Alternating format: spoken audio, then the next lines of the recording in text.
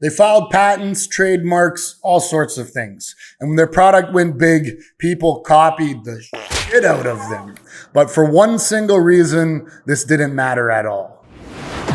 In a world where there are millions upon millions of products made each year, all sorts of things are going to happen. But the gist of it is this. They're much more likely to copy something.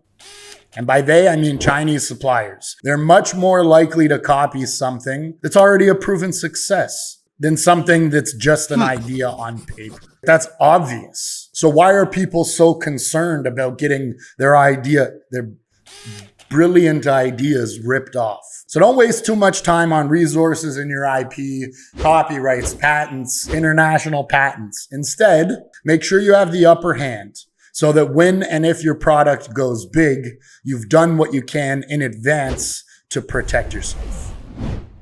It's a common misconception that Chinese factories are going to steal any and every product idea if they think it's good. The issue with that type of thinking is that every idea ever is potentially a good idea. Right? Or is it? Right? Probably not. You never know what's going to go absolutely viral. A good example, an anecdote for me is the fidget cube. If you had pitched me the fidget cube before it did $6 million on Kickstarter, I would have said, go buy whatever knickknack you want at the dollar store for $1 instead, because there's a plethora of dumb little toys. So does this mean these factories copy every idea they see because they all have fidget cube type potential? Of course not. They don't lift a finger. Nobody lifts a finger until the idea makes a killing.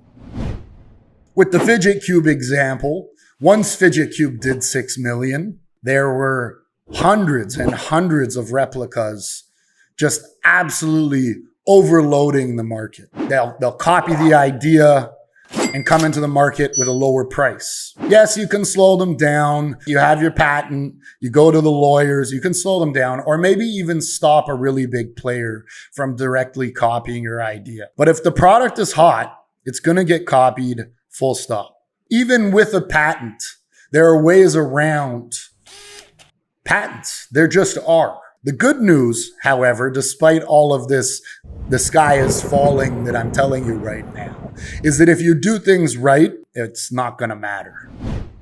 We have a client who used our in-house protocol called the component control method to protect their IP. Even though their product was still copied, the copycats were ignored because our client was already known as the main player in that space. One, they did everything they could to protect their IP, right? I'm not telling you not to file patents. I'm just saying, don't think that that will be your saving grace that will protect you from all the copycats, right? There are long drawn out legal processes involved in patent infringement that cost money and time that as a startup, you probably don't have anyways. Two, the product was really successful and got copied.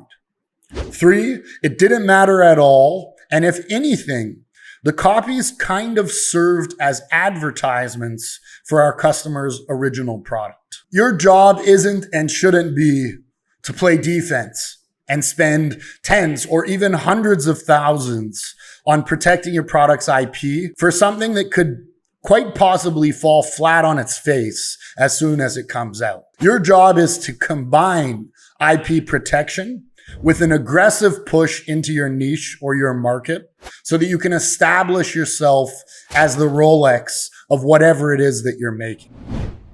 Of course, there's a lot more to say about this that isn't fit for a YouTube video. But if you'd like to get up to speed on everything you need to know about manufacturing unique product in China and using this aggressive IP protection strategy that we use, there's a link down below in the description. We've got free guides on all sorts of things you're going to want to know.